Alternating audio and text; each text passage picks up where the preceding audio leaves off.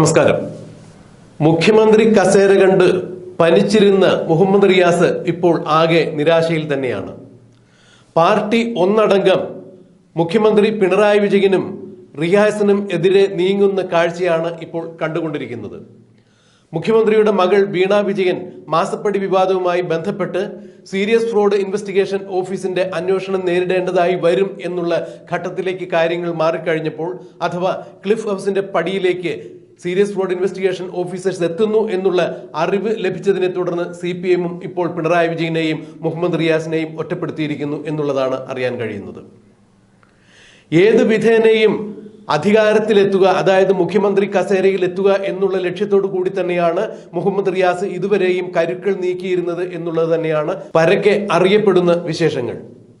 ഇതിനുവേണ്ടി പാർട്ടിയിലെ സമുന്നതരായ പല നേതാക്കളെയും മുഹമ്മദ് റിയാസ് വെട്ടിയൊതുക്കുകയുണ്ടായി എന്നുള്ളത് തന്നെയാണ് കഴിഞ്ഞകാല CPM-ന്റെ ചരിത്രം പരിശോധിക്കുമ്പോൾ മനസ്സിലാവുന്നത്. എന്നാൽ CPM-ന്റെ സൈബർ സഖാക്കളും അന്തംകമ്മികളും ന്യായീകരണ തൊഴിലാളികളും ഇതൊന്നും വകവെച്ചു കൊടുക്കുന്ന ഒരു സാഹചര്യമായിരുന്നില്ല CPM-ൽ ഉണ്ടായിരുന്നത്. ഇപ്പോഴും അങ്ങനെയല്ല. എന്നാൽ സീരിയസ് ഫ്രോഡ് ഇൻവെസ്റ്റിഗേഷൻ ഓഫീസിന്റെ അന്വേഷണം വന്നതോടുകൂടി ഏതാണ്ട് അടപടലം AKG സെന്ററും സെക്രട്ടേറിയറ്റും ക്ലിഫ് ഹൗസും മുഖ്യമന്ത്രിയും മുഖ്യമന്ത്രിയുടെ കുടുംബവും എല്ലാം പെടും എന്നുള്ള കാര്യങ്ങൾ തിരിച്ചറിഞ്ഞതോടുകൂടി CPM ഇപ്പോൾ മാറി ചിന്തിക്കുന്നു എന്നുള്ളത് തന്നെയാണ് പുറത്തുവരുന്ന വാർത്തകൾ. കഴിഞ്ഞ കേന്ദ്ര കമ്മിറ്റിയിൽ, അതായത് CPM-ന്റെ കേന്ദ്ര കമ്മിറ്റിയിൽ വീണ വിജയന്റെ മാസപ്പടി വിവാദം ചർച്ച ചെയ്തിരുന്നു എന്ന് തന്നെയാണ് അറിയാൻ കഴിയുന്നത്. എന്നാൽ ഇത്തരം വിവരങ്ങൾ അവിടെ ചർച്ച ചെയ്യപ്പെട്ടതും ആ ചർച്ചയിൽ CPM എന്ന പാർട്ടി കൈക്കൊണ്ട തീരുമാനവും ഒരു കാരണവശാലും പുറത്തേക്ക് പോകരുത്, അതീവ രഹസ്യമായി വയ്ക്കണം എന്ന് തന്നെയാണ് CPM അണികൾക്ക് കൊടുത്തിരിക്കുന്ന നിർദ്ദേശം. സെക്രട്ടേറിയറ്റിൽ എടുത്തിരിക്കുന്ന തീരുമാനങ്ങൾ ഒരു കാരണവശാലും ലീക്കാകാൻ പാടില്ല എന്ന് തന്നെയാണ് കർശന നിർദ്ദേശം പിണറായി വിജയനും MV ഗോവിന്ദനും പാർട്ടി പ്രവർത്തകർക്ക് കൊടുത്തിരിക്കുന്നത്. പിണറായി വിജയൻ പോലും മാസപ്പടി കേസിൽ ഭയപ്പെട്ട് വിറങ്ങലിച്ചു നിൽക്കുന്ന ഈ സന്ദർഭത്തിൽ ഏതെങ്കിലും തരത്തിൽ ഈ വിഷയം പൊതുജനങ്ങൾക്കിടയിൽ പാർട്ടിയിൽ നിന്ന് തന്നെ ലീക്കാകുകയും പാർട്ടി പ്രതിരോധത്തിലാകുകയും ചെയ്തു കഴിഞ്ഞാൽ അത് കൂടുതൽ ക്ഷീണമാകും എന്ന് തിരിച്ചറിഞ്ഞ പിണറായി വിജയനും MV ഗോവിന്ദനും വീണ്ടും നാറിയ കളി കളിക്കുന്നു എന്ന് തന്നെയാണ് ഇപ്പോൾ പരക്കെ ഉയരുന്ന ആക്ഷേപങ്ങൾ. ഇതിനിടയിലാണ് സ്മാർട്ട് സിറ്റി വിവാദവുമായി, അതായത് തിരുവനന്തപുരത്തെ സ്മാർട്ട് സിറ്റി റോഡുകൾ വികസിപ്പിക്കുന്നതിന്റെ ഭാഗമായി 5 വർഷങ്ങൾക്ക് മുമ്പ് തന്നെ പണി തുടങ്ങിയ സ്മാർട്ട് സിറ്റി റോഡ് ഈ മാർച്ചിൽ അതിന്റെ പദ്ധതി അവസാനിക്കുന്നു എന്ന് മനസ്സിലാക്കിയ പൊതുമരാമത്ത് വകുപ്പും മന്ത്രി റിയാസും കൂടി ചേർന്ന് എന്തൊക്കെയോ കാണിച്ചു കൂട്ടുവാൻ വേണ്ടി തിരക്കിട്ട ജോലികൾ നടക്കുന്നു. തിരുവനന്തപുരത്തെ എല്ലാ റോഡുകളും, ചെറിയ റോഡുകളും ഇടറോഡുകളും എല്ലാം കുത്തിക്കുഴിച്ച് കുളമാക്കി നാശമാക്കി ഇട്ടിരിക്കുന്നു. തിരുവനന്തപുരത്തിന്റെ ഒരു വികസന സെമിനാറിൽ പങ്കെടുത്തുകൊണ്ട് മുൻ മന്ത്രി കൂടിയായ കടകംപള്ളി സുരേന്ദ്രൻ മുഹമ്മദ് റിയാസിനും പൊതുമരാമത്ത് വകുപ്പിനും എതിരെ അതിശക്തമായ ഭാഷയിൽ, രൂക്ഷമായ ഭാഷയിൽ വിമർശനങ്ങളുമായി രംഗത്ത് വന്നു. എന്നാൽ ഇത് മുഹമ്മദ് റിയാസിനെ ചൊടിപ്പിച്ചു.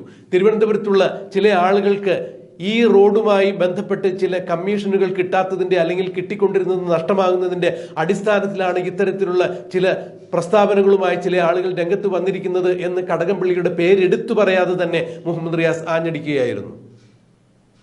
അതായത് പൊതുമരാമത്ത് വകുപ്പിന്റെ ജോലികൾ ഏറ്റെടുത്തിരിക്കുന്ന സ്മാർട്ട് സിറ്റി വികസനത്തിന്റെ ഭാഗമായുള്ള റോഡുകൾ വികസിപ്പിക്കുന്നതിന്റെ കരാർ ജോലികൾ ഏറ്റെടുത്തിരിക്കുന്ന ആളുകൾ കടകംപള്ളി സുരേന്ദ്രന്റെ ബന്ധുക്കളോ ചാർച്ചക്കാരോ ആണ് എന്നുള്ളത് തന്നെയാണ് മുഹമ്മദ് റിയാസ് വ്യക്തമാക്കുന്നത്.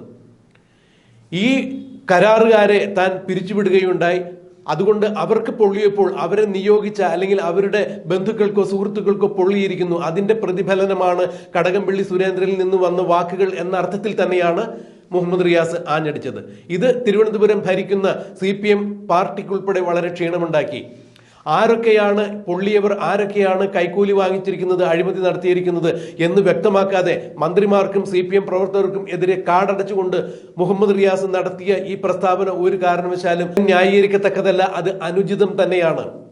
പാർട്ടിയുടെ ഒരു മന്ത്രിസ്ഥാനത്തിരിക്കുന്ന ആൾ ഇത്രത്തോളം വില കുറഞ്ഞ ഒരു പ്രസ്താവന നടത്തിയത് ശരിയല്ല എന്ന് തന്നെയാണ് CPM സെക്രട്ടേറിയറ്റിൽ മുഹമ്മദ് റിയാസിനെതിരെ അതിനിശിതമായ ഭാഷയിൽ വിമർശനങ്ങൾ ഉണ്ടായത്. മന്ത്രി ഇക്കാര്യത്തിൽ ജാഗ്രത കുറവ് കാണിച്ചു എന്ന് തന്നെയാണ് MV ഗോവിന്ദൻ അടക്കമുള്ള പാർട്ടി സഖാക്കളും ആ കേന്ദ്ര കമ്മിറ്റിയിൽ തീരുമാനം കൈക്കൊണ്ടത്. എന്നാൽ പിന്നീട് ഇത്തരത്തിലൊന്നും സംഭവിച്ചിട്ടില്ല എന്ന് ന്യായീകരണവുമായി MV ഗോവിന്ദൻ രംഗത്തെത്തുന്നത് കാണാമായിരുന്നു. ഇത് തന്നെയാണ് എം വി ഗോവിന്ദനെ അടിമക്കമ്മി എന്ന രീതിയിൽ തന്നെ ജനം വിളിക്കുന്നത്. പിണറായി വിജയന്റെ അടിമക്കമ്മിയായാണ് ഗോവിന്ദൻ നിൽക്കുന്നത്. പിണറായി വിജയൻ എന്ത് വിചാരിക്കുന്നുവോ അത് നടപ്പാക്കാനുള്ള പ്രതിബദ്ധത സ്വയം ഏറ്റെടുത്തുകൊണ്ട് തന്നെയാണ് ഇപ്പോൾ എം വി ഗോവിന്ദൻ CPM നിലകൊണ്ടിരിക്കുന്നത് എന്ന് തന്നെ ആക്ഷേപങ്ങൾ ഉയരുന്നു. എന്നാൽ ഇത്തരം ആക്ഷേപങ്ങളും ഇപ്പോൾ വഴിമാറുന്നു. ഗോവിന്ദനും കൃത്യമായ തന്നെ രീതിയിൽ കണക്കുകൂട്ടലുകൾ നടത്തിക്കൊണ്ടിരിക്കുന്നു.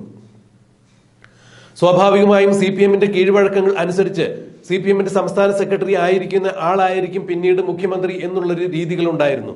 എന്നാൽ ചില കോടിയേരി ബാലകൃഷ്ണന്റെ എല്ലാം കാര്യത്തിൽ ഇത്തരം കാര്യങ്ങൾ സംഭവിക്കാതെ പോയി. അപ്പോഴേക്കും അദ്ദേഹത്തിന്റെ മരണം സംഭവിച്ചു. അതുകൊണ്ടാവാം അത്തരത്തിൽ ഒരു മാറ്റം സംഭവിക്കാതിരുന്നത് എന്നും രാഷ്ട്രീയ നിരീക്ഷകർ ചൂണ്ടിക്കാണിക്കുന്നു. എന്നാൽ ഇപ്പോൾ ഗോവിന്ദൻ കൃത്യമായ ചില കണക്കുകൂട്ടലോട് കൂടി തന്നെ മുന്നോട്ട് പോകുന്നു.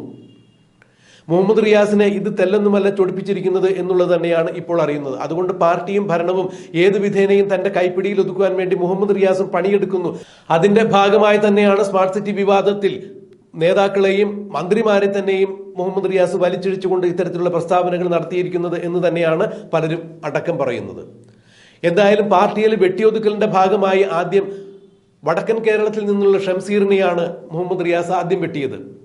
പിന്നീട് പാർട്ടിയിൽ ചില അസ്വാരസ്യങ്ങൾ രൂപപ്പെടുന്നു എന്ന് മനസ്സിലാക്കിയതിനു ശേഷം ഷംസീറിനെ സ്പീക്കർ സ്ഥാനത്ത് അവരോധിച്ചുകൊണ്ട് അതിൽ നിന്നും തലയൂരുകയായിരുന്നു. എന്നാൽ ഇപ്പോൾ CMRL കർത്തയിൽ നിന്നും 1,72,00,000 രൂപ വീണ വിജയൻ വാങ്ങി എന്നുള്ള കേസിൽ സീരിയസ് ഫ്രോഡ് ഇൻവെസ്റ്റിഗേഷൻ ഓഫീസിന്റെ അന്വേഷണം AKG സെന്ററിലേക്കും സെക്രട്ടേറിയറ്റിലേക്കും ക്ലിഫ് ഹൗസിലേക്കും എത്തും എന്ന് മനസ്സിലായി കഴിഞ്ഞപ്പോൾ CPM പ്രവർത്തകരും സമുന്നത നേതാക്കളും ഇപ്പോൾ പിന്നാക്കം വലിഞ്ഞു നിൽക്കുന്നു. എക്കാലത്തും പിണറായി വിജയനെയും പിണറായി വിജയന്റെ കുടുംബത്തെയും കണ്ണടച്ച് ന്യായീകരിച്ചിരുന്ന CPM സമുന്നതരായ നേതാക്കൾ ആരും തന്നെ ഇപ്പോൾ മുന്നാക്കം വരുന്നില്ല. എല്ലാവരും പിന്നോട്ട് പോയിരിക്കുന്നു എന്ന് തന്നെയാണ് അറിയാൻ കഴിയുന്നത്. അതായത് CPM ഇത്രയധികം പ്രതിസന്ധിയിലാഴ്ത്തിയ ഒരു നേതാവ് അടുത്ത കാലത്തൊന്നും CPM ഉണ്ടായിട്ടില്ല എന്ന് തന്നെയാണ് പരക്കെ വിമർശനങ്ങൾ ഉയരുന്നത്. എന്നാൽ ലൈഫ് മിഷൻ കോഴക്കേസ്, ഡോളർ കള്ളക്കടത്ത്, സ്വർണ്ണ കള്ളക്കടത്ത് എന്നീ വിഷയങ്ങൾ പോലെ തന്നെ CMRL മാസപ്പടി വിവാദവും തേഞ്ഞുമാഞ്ഞു പോകും എന്ന് തന്നെയാണ് മുഖ്യമന്ത്രി പിണറായി വിജയൻ കരുതിയിരുന്നത്. എന്നാൽ കാര്യങ്ങൾ മാറിമറിയുന്നു. അടുത്തിടെ BJPയിൽ ചേർന്ന PC ജോർജിന്റെ മകനും PC ജോർജും ഈ കേസിൽ കൃത്യമായ നിലപാടുകളുമായി മുന്നോട്ട് പോകുന്നു. കേന്ദ്ര നേതൃത്വവുമായി ചില രീതിയിലുള്ള നീക്കുപോക്കുകൾ ചർച്ച ചെയ്തിരിക്കുന്നു എന്ന് തന്നെയാണ് അറിയാൻ കഴിയുന്നത്. ഇതിനു വളരെ മുമ്പ് തന്നെ ഷോൺ ജോർജ് ഒരു ഹർജിയുമായി ഹൈക്കോടതിയെ സമീപിച്ചിട്ടുണ്ടായിരുന്നു. കേന്ദ്ര കമ്പനികാര്യ മന്ത്രാലയത്തിന് കീഴിലുള്ള അന്വേഷണം കൊണ്ട് മാത്രം മാസപ്പടി വിവാദത്തിലെ എല്ലാ വിവരങ്ങളും കൃത്യമായി അന്വേഷിക്കാൻ സാധിക്കില്ല. അല്ലെങ്കിൽ അവരുടെ അന്വേഷണ പരിധിയിൽ ഇത്തരം കാര്യങ്ങൾ മുഴുവൻ സമ്പൂർണ്ണമായി അന്വേഷിക്കപ്പെടാൻ സാധ്യതയില്ല. അതുകൊണ്ട് സീരിയസ് ഫ്രോഡ് ഇൻവെസ്റ്റിഗേഷൻ ഓഫീസിന്റെ അന്വേഷണം മാസപ്പടി വിവാദത്തിൽ ഉണ്ടാകണം എന്ന് തന്നെയായിരുന്നു ഷോൺ ജോർജ് ഹൈക്കോടതിയിൽ നൽകിയ ഹർജി. ഈ ഹർജി പരിഗണിക്കപ്പെട്ടിട്ടില്ല. അതിനു മുമ്പ് തന്നെ ഇപ്പോൾ സീരിയസ് ഫ്രോഡ് ഇൻവെസ്റ്റിഗേഷൻ ഓഫീസിന്റെ അന്വേഷണം വീണ വിജയനിലേക്കും മുഖ്യമന്ത്രിയിലേക്കും എത്തുന്നു എന്നുള്ളത് തന്നെയാണ് ഏറെ എടുത്തു പറയേണ്ട വസ്തുത. ഇതിന് മറ്റൊരു വിചിത്ര സ്വഭാവം കൂടിയുണ്ട്. PC ജോർജും മകൻ ഷോൺ ജോർജും BJPയിൽ ചേർന്ന ആ ദിവസം തന്നെയാണ് CMRL എന്ന കമ്പനിക്കെതിരെയും വീണ വിജയനെതിരെയും സീരിയസ് ഫ്രോഡ് ഇൻവെസ്റ്റിഗേഷൻ ഓഫീസിന്റെ അന്വേഷണം പ്രഖ്യാപിക്കുന്നത്. എന്തായാലും CMRL ആലുവയിലുള്ള അവരുടെ കോർപ്പറേറ്റ് ഓഫീസിൽ കഴിഞ്ഞ 2 ദിവസങ്ങളായി റെയ്ഡുകൾ നടക്കുന്നു. വിലപ്പെട്ട രേഖകൾ അവിടെ നിന്ന് പിടിച്ചെടുത്തിരിക്കുന്നു എന്ന് തന്നെയാണ് അറിയുന്നത്.